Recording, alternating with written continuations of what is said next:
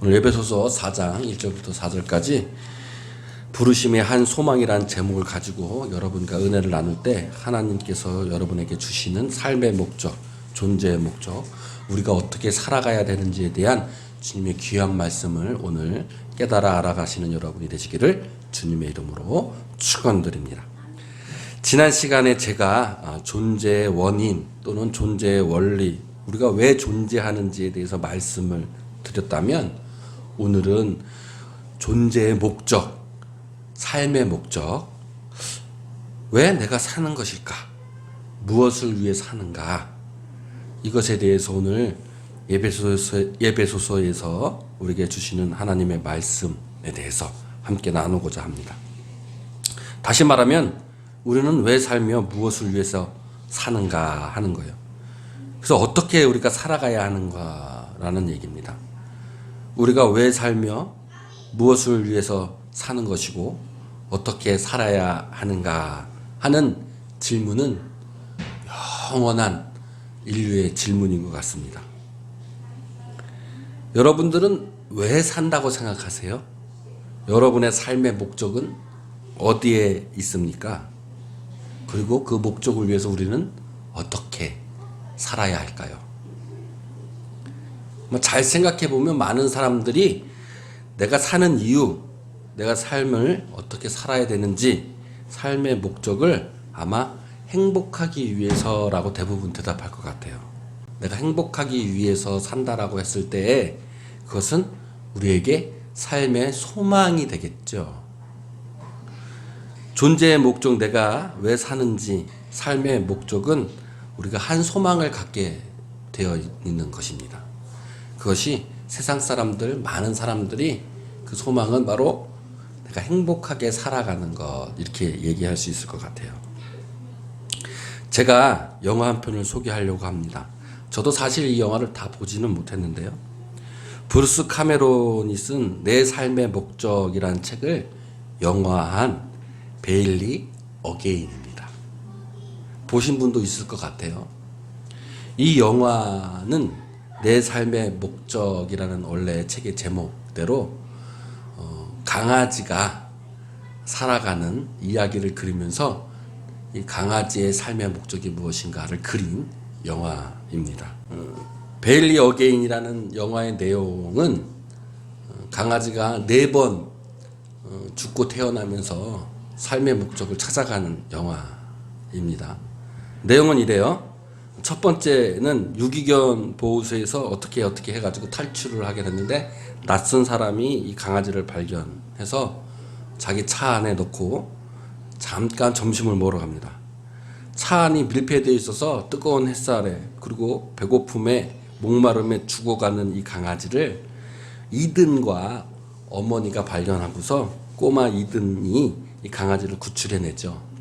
그러고 나서 이 강아지를 키우기로 마음먹습니다.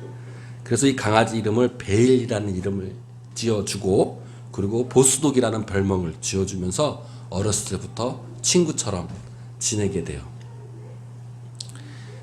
이 강아지 베일리는 이 이든에게 여자친구와 연결시켜주는 매개체도 되고 삶의 동반자가 되었죠. 그러고 나서 이 이든이 대학교를 가게 되었을 때 혼자서 홀로 그냥 이든을 그리워하면서 살다가 마지막에 죽습니다. 그래도 행복한 삶을 살았다고 생각한 생이었던 것 같아요. 두 번째 태어났는데 경찰견으로 태어났어요. 경찰견으로 열심히 자기 사명을 감당하다가 나중에 경찰을 구하고 자기가 대신 총에 맞고 죽습니다. 세 번째 삶을 다시 태어났는데 그때는 홀로 사는 흑인 여대생과 함께 살아갑니다. 이때도 마찬가지로 흑인 여대생과 함께 즐거운 생활들을 하면서 행복하게 살다가 죽어요. 네 번째 태어났는데 이 네 번째는 어떤 남자의 집에 살게 됐는데 이 남자는 자신을 돌봐주지도 않고 그냥 묶어두기만 하는 거예요. 결국은 이 남자는 이 강아지를 홀로 내버려 두다가 차에 싣고 유기를 시킵니다.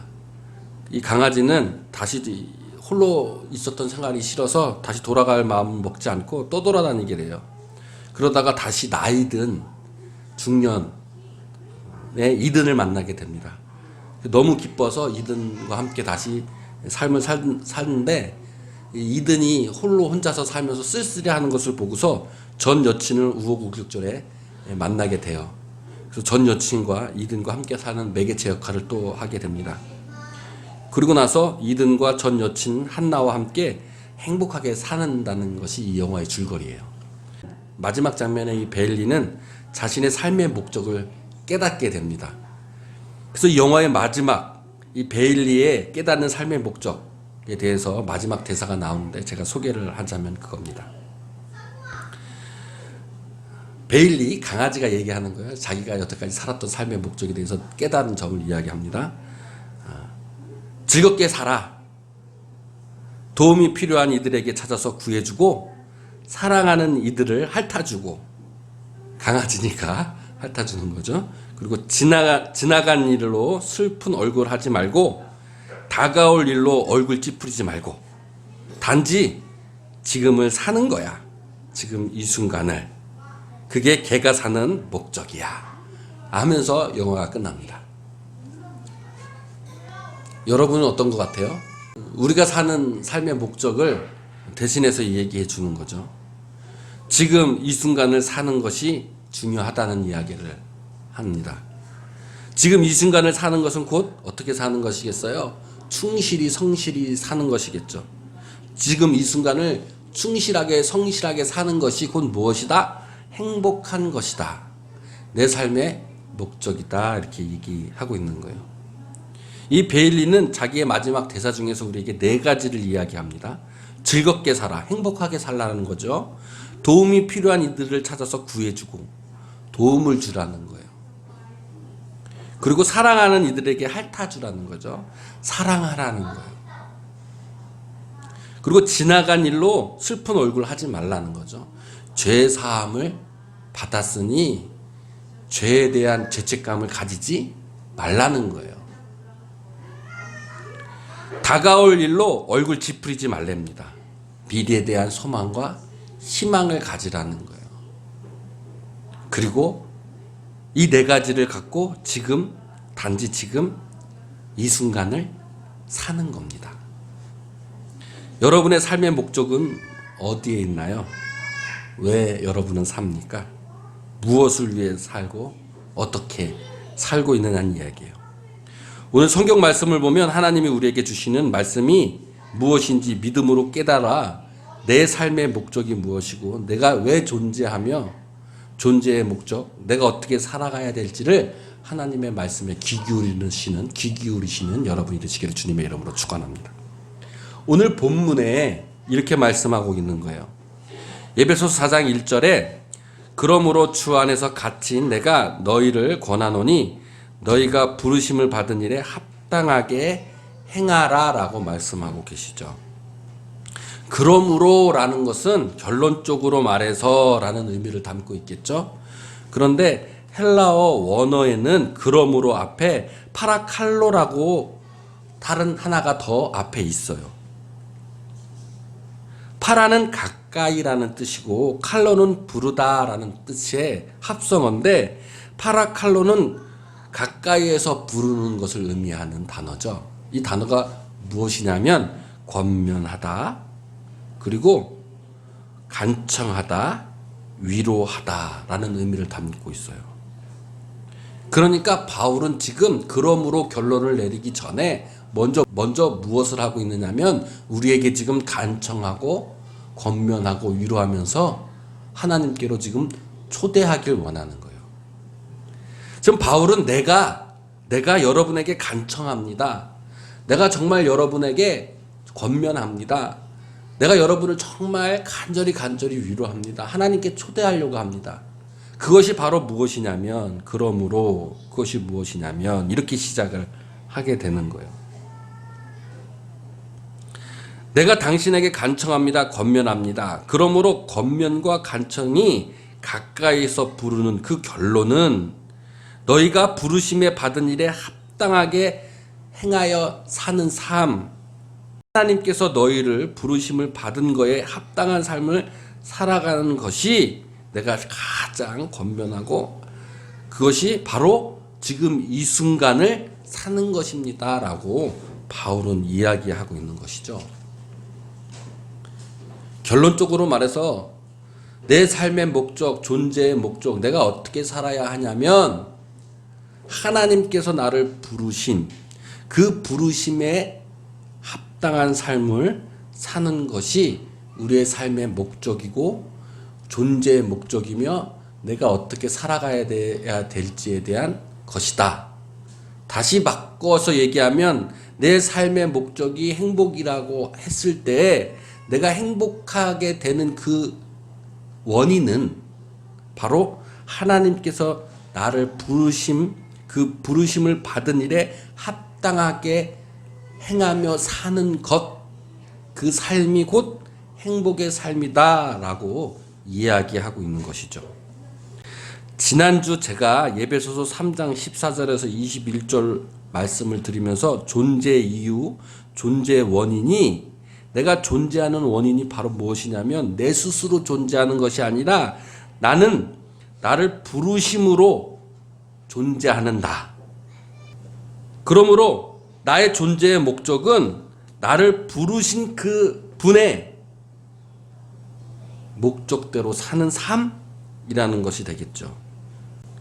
이제 존재의 목적, 즉 어떻게 살아가야 하는가에 대한 하나님 말씀은 바로 하나님께서 나를 부르신 거에 합당한 삶을 살아갈 때에 너의 삶의 목적이 있고 존재의 목적이 있으며 그것이 바로 지금 내가 이 순간을 사는 것이고 그것이 바로 행복한 삶이라고 우리에게 얘기해 주시는 거예요. 나를 부르심의 능력, 그 능력의 이름이 지난 시간 때 제가 예수 그리스도라고 말씀을 드렸어요. 그렇다면 나를 부르심의 능력이 되는 이름이 예수 그리스도라면 부르심에 합당하게 사는 그것은 예수 그리스도의 삶을 살아가는 것이 될 거예요. 내 삶의 목적은 따라서 하나님께서 나를 부르신 거에 합당한 삶을 사는 것인데 그것은 바로 또한 예수 그리스도의 삶을 사는 사람들은 예수 그리스도 주님 안에 갇힌 사람인 것이에요. 또한 예수 안에서 죄수임을 고백하는 사람입니다. 그래서 오늘 바울은 자신이 갇힌 사람, 죄수이다라고 이야기하는 거예요. 이것을 역사적으로 그냥 예배소서를 쓴 바울이 로마 감옥에 갇힌 죄수로서의 이야기로 될 수 있겠지만 이것을 다시 우리가 우리의 삶 속에 영적으로 해석하면 바울은 예수 그리스도 안에 갇힌 사람이라고 고백하고 있는 것이고 예수 그리스도 안에 자신이 죄인이라고 고백하고 있는 거예요. 그러면 갇힌 사람, 죄인이라는 뜻의 히브리어가 데스미온스인데 이 데스미온스의 원형이 바로 고정되었다라는 것에 사용되었던 단어예요. 그래서 갇힌 사람, 죄수는 고정되어 있는 사람이에요. 그래서 예수 그리스도 안에 고정된 사람입니다. 예수 그리스도 안에 내 삶이 고정되어 있는 삶입니다라고 고백하는 것이죠. 또한 갇힌 사람이라는 이 단어 데스미온스의 의미가 이것뿐만 아니라 채권 투옥되었다라는 형태에서 파생된 말이에요. 즉 갇힌 사람입니다. 나는 예수 안에서 죄수입니다라는 말은 나는 채무자입니다. 빚진 자입니다라는 의미를 담고 있는 거죠. 우리가 감옥에 가는 것도 빚진 거잖아요. 빚을 갚으려고 감옥에 가는 거예요. 죄값을 받기 위해서. 이와 마찬가지로 내가 예수님 안에 갇힌 사람입니다. 내가 예수님 안에서 죄수입니다라는 것은 내가 예수님 안에서 고정되어 있는 사람입니다. 내가 예수님 안에서 빚진 자입니다. 라고 고백하는 사람이라는 거죠. 예수의 삶을 사는 사람들은 그래서 예수 안에 고정되어 있는 사람이에요. 그리고 빚진 자입니다. 예수 안에 빚진 자, 예수 안에 고정된 자는 그 빚을 탕감하기 위해서 하나님께서 우리에게 부르신 그 부르심을 합당한 삶으로 우리가 사는 것이겠죠.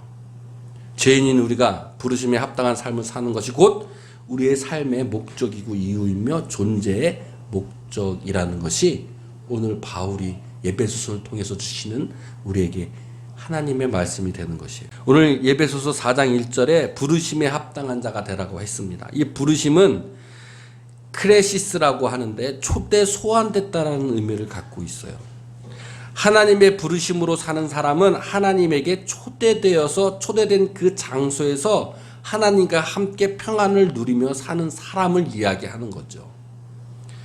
자, 우리는 하나님께 초대된 거예요. 부르심을 받은 거예요. 초대된 사람이에요. 그러면 하나님께서 잔치를 벌이시고 계시는데 우리는 부르심을 받았죠. 부르심을 받아서 우리는 잔치에 참여한 사람이 된 거예요. 그러면 잔치에 참여한 사람이 됐으면 어떻게 되는 거예요? 그 잔치에 함께 누리면서 사는 거죠. 그 하나님께서 우리와 함께 누리면서 사는 삶, 그것을 부르심으로써 우리에게 주신다는 것이에요. 하나님은 우리를 초대하시고 부르시고 계세요.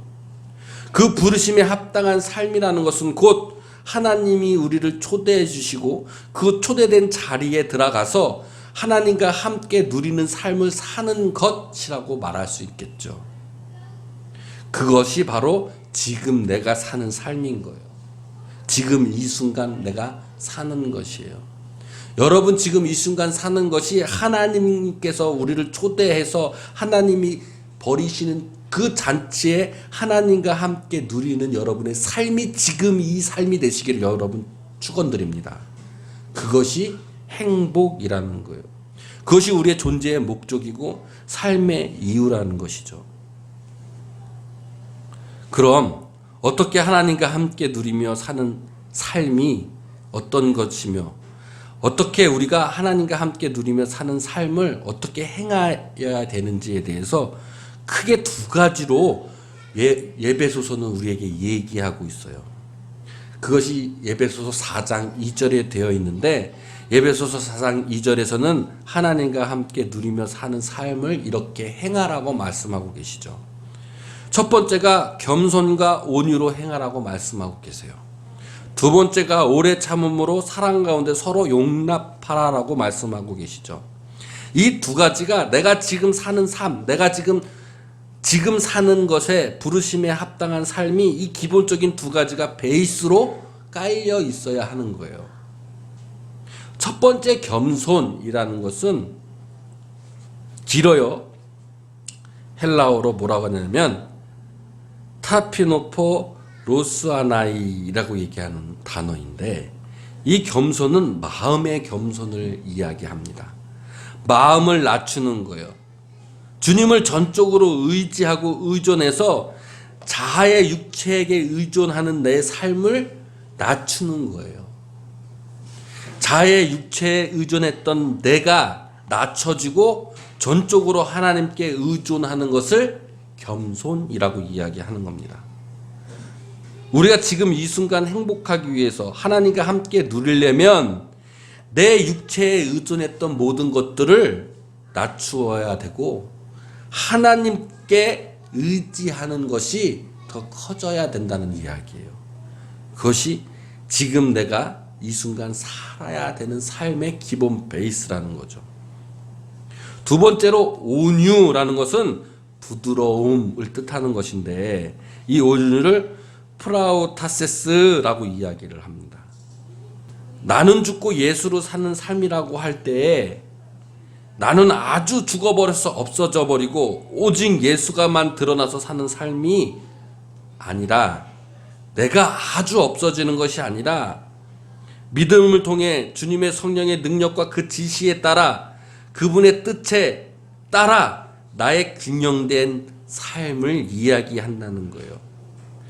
내가 주님과 하나 되었다라고 하는 이야기는 내가 없어졌다라는 얘기가 아닙니다. 내가 하나님과 하나 되었다는 것은 함께 균형 잡혀 있는 삶, 섞여 있는 삶을 이야기하는 거예요. 그것을 온유라고 이야기하는 거죠.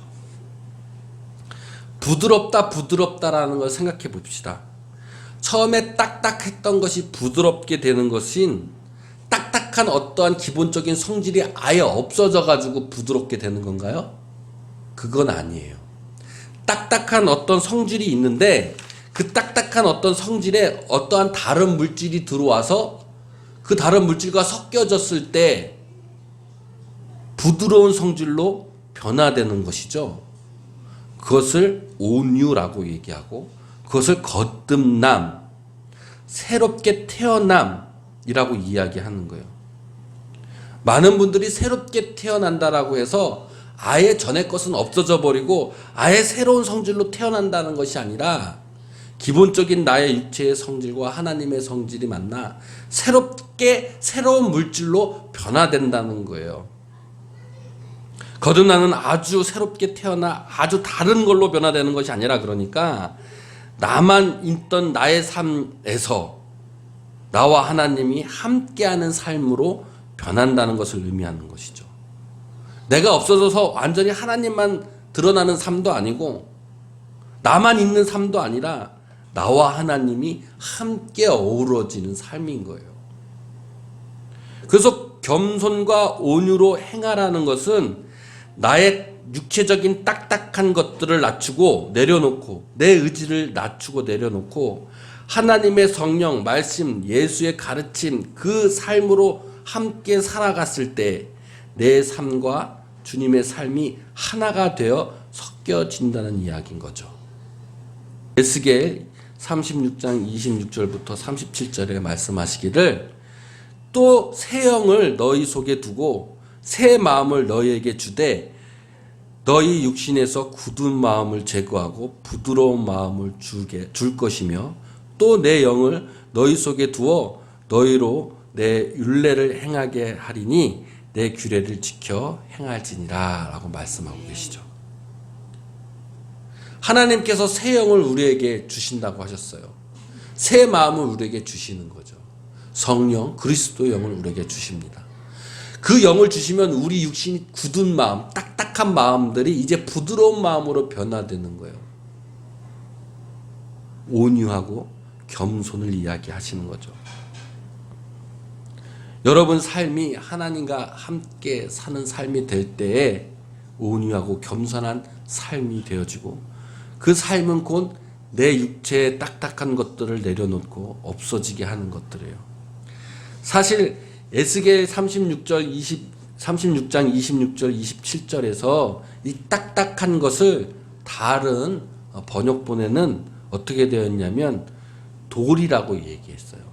내 육체의 돌을 내려놓아야 된다라고, 내 육체의 돌을 제거해야 된다고 이야기하고 있고, 이 부드러운 것을 무엇이라고 얘기했냐면 고기라고 이야기를 하는 번역본도 있어요.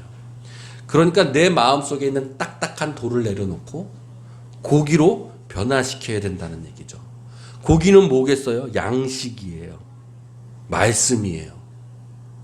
딱딱한 돌은 내 의지겠죠. 곧 내 안에 새로운 영으로, 하나님의 말씀으로, 하나님의 성령으로, 영적인 양식으로 변화받아야 된다는 이야기를 우리에게 주고 있는 거예요. 따라서 우리의 삶의 목적은 내 안에 하나님의 영적인 말씀으로 채우는 것이에요. 그리고 하나님과 함께 살며 누리는 삶이 바로 내 존재의 목적이 되어야 될 것입니다. 두 번째로 오래 참음과 사랑 가운데서 서로 용납하라고 하셨어요. 오래 참음은 인내인데, 이 인내는 개인적 같은 분노, 반응, 그 짧은 거에서 이제 긴 것으로 변화되는 것을 인내라고 이야기하는 거예요. 우리는 분노 일으키고 개인적인 반응을 일으킬 때 되게 순간적이고 짧잖아요. 화라는 걸 어떻게 내요? 순간적으로 화를 내잖아요. 근데 인내는 그래서 긴 것이에요. 짧은 것이 아니라 긴 거예요. 오래 참음, 긴 거죠. 오래 긴 거예요. 이 긴 속성은 인간의 속성이기보다는, 육체의 속성이기보다는 영적인 속성이라고 이야기할 수 있어요. 따라서 하나님의 신성, 하나님의 그 영적인 속성이 나를 통해서 드러나야 된다는 이야기를 하고 있는 거예요. 따라서 오래 참음이라는 것은 내가 단순히 오래 참아야지가 아니라 나의 것을 어떻게 변화돼서 사용되는 거예요? 하나님의 도구로 사용되어지는 것을 이야기하는 거예요. 내가 하나님의 영으로 하나님의 것으로 사용되어지는 것을 오래 참음이라고 이야기하는 거고 인내라고 이야기하는 거예요. 여러분이 하나님의 도구가 되시기를 주님의 이름으로 축원드립니다. 그것이 오래 참음이라는 거예요. 여러분의 삶의 목적이 오래 참음, 인내는 내가 하나님의 도구가 되는 것이죠. 내가 하나님의 도구가 되어서 서로 사랑하고 서로 용납하며 참아주고 견뎌내고 인내해야 된다는 거예요. 서로 용납하기가 우리는 굉장히 어려워요. 용납한다는 것은 참아준다는 것이겠죠. 견뎌낸다는 것이에요. 견뎌낸다는 것은 곧 또한 자기 희생을 해야 된다는 것이죠. 우리가 예수 그리스도의 삶을 살기 위해서는 내 희생이 필요합니다. 내 십자가가 필요해요. 그런데 내가 십자가를 지고 가려면 내 육체의 즐거움을 희생시켜야 돼요. 하나님의 말씀을 지키려니까 내가 원하는 것, 내 육체에 원하는 것들을 내려놓아야 될 때가 많이 있죠. 나를 죽이고 하나님께로 사는 삶, 고난과 힘들고 너무 어렵다고 생각할 때가 너무나도 많이 있습니다. 내 육체대로 하고 싶을 때가 너무 많아요. 내 희생을 하고 싶지 않을 때가 많아요. 그런데 용납이라는 것은 그럴 때 진정한 용납, 진정한 자기 희생은 하나님의 말씀을 허락하고 하나님의 말씀을 용납하는 거예요. 따라서 용납이라고 하는 이 단어에는 내가 하나님께로 열려 있는 거예요. 하나님의 선물과 은혜를 받아들이려는 마음이라는 거예요. 인내하고 견디라는 이 용납함은 곧 내가 육체적으로 오래 참고 인내해야지라는 것보다 내가 하나님께로 열려 있고 내가 하나님께로 향하여 있는 것을 뜻하는 단어라는 것이죠. 따라서 정리하자면 두 번째는 내가 하나님께 열려 있어 내가 하나님의 도구로 사용되어지는 거예요. 따라서 오래 참음으로 사랑 가운데서 서로 용납하는 그 삶은 내 존재의 목적, 어떻게 살아가야 하냐라는 존재의 목적이 되며 그것은 바로 하나님의 도구로서 살기 위해 내가 하나님을 받아들이는 믿음 안에 하나님을 용납하고 그것이 내 삶의 목적이고 내가 살아가야 할 이유가 된다는 것이에요.